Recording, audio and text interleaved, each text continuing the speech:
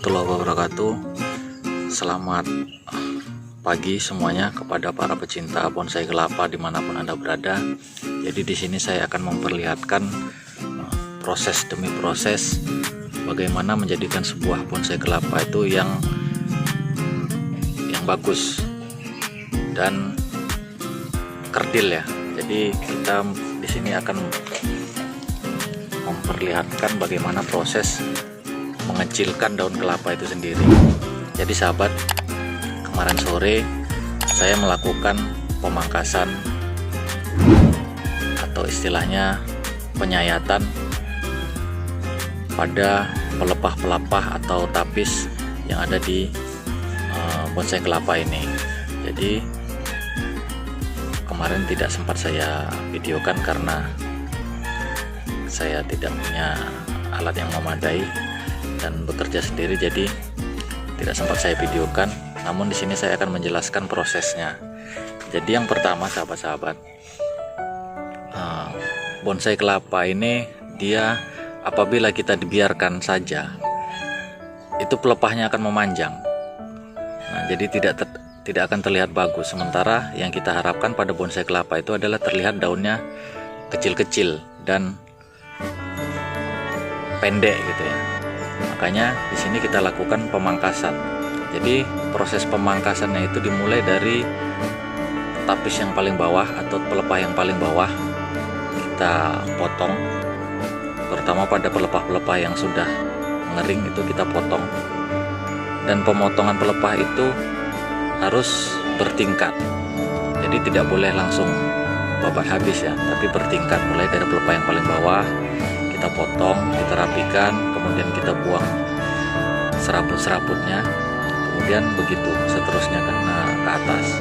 Jadi bertingkat-tingkat sesuai dengan pertumbuhan pohon kelapa itu sendiri. Karena pertumbuhan pohon kelapa itu, pelepah kelapa itu modelnya bertingkat. Jadi di situ ada alurnya. Nah, kita potong sesuai dengan alur yang ada.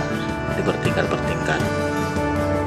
Nah, setelah sampai di pelepah terakhir itu kita pangkas habis, kita potong.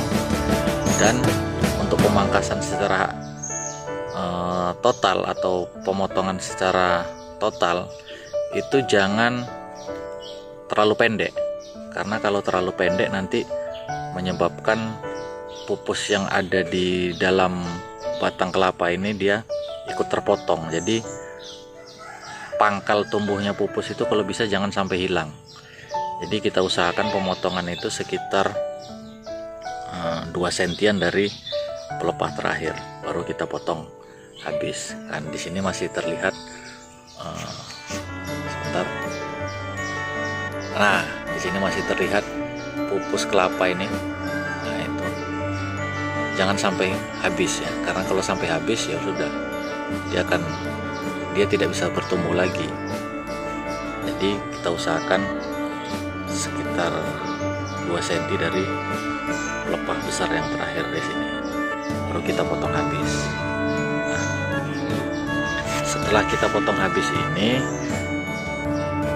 nanti kita akan melakukan penyumpupan, yang mana tujuannya agar tidak diserang oleh hama-hama serangga ya. Karena pupus kelapa yang masih muda ini dia rasanya agak sedikit manis, biasanya semut-semut itu suka. Dan selain itu juga kadang ayam juga suka nih, kalau sudah dipatok ayam dia akan rusak berlubang gitu kan, dan dia akan mengalami pembusukan. Selain tujuannya untuk mencegah hama, jadi penyumpupan itu adalah gunanya untuk menjaga agar batang kelapa ini tidak terkena air hujan secara langsung. Karena ketika dia terkena air hujan secara langsung, dia akan selalu basah dan mengalami pembusukan. Jadi nanti kita bisa sungkup dengan menggunakan sebentar. Oke. Nah, jadi kita bisa menyungkupnya dengan menggunakan bekas botol air mineral yang sudah dipotong menjadi 2. Usahakan ukurannya itu disesuaikan ya. Jadi botol air mineral boleh merek apapun, usahakan yang warnanya bening, karena kita akan melakukan pemantauan setiap hari bagaimana perkembangannya, pertumbuhannya. Karena kalau dia tidak transparan, kita akan susah memantau pertumbuhannya. Nah, jadi kita bisa melakukan penyungkupan kira-kira seperti ini, sahabat. Oke, nah seperti ini. Jadi ini menjaga agar batang kelapa yang sudah kita potong tadi tidak terserang oleh hama, kemudian tidak terkena air hujan secara langsung. Jadi di sini saya menggunakan pot batu yang kita buat sendiri. Nah, mungkin teman-teman ada yang bertanya-tanya, ini apa gitu kan. Jadi ini adalah bekas pot yang saya pangkas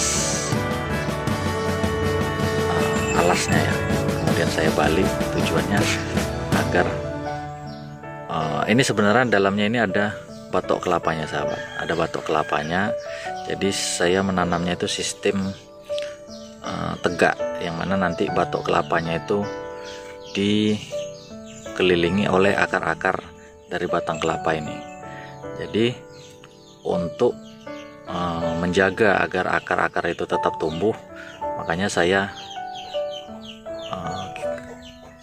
seolah-olah saya tanam batok kelapanya itu tadi, supaya akarnya tetap tumbuh. Nanti setelah dia pertumbuhannya kira-kira bagus dan akarnya bagus, jadi ini saya buang, jadi akarnya itu akan terlihat menggantung gitu, sahabat. Jadi seperti itulah kira-kira. Nah, untuk perkembangan selanjutnya nanti saya akan videokan beberapa hari lagi untuk kita lihat perkembangannya. Oke sahabat, mungkin untuk hari ini sekian dulu, nantikan video selanjutnya. Assalamualaikum warahmatullahi wabarakatuh.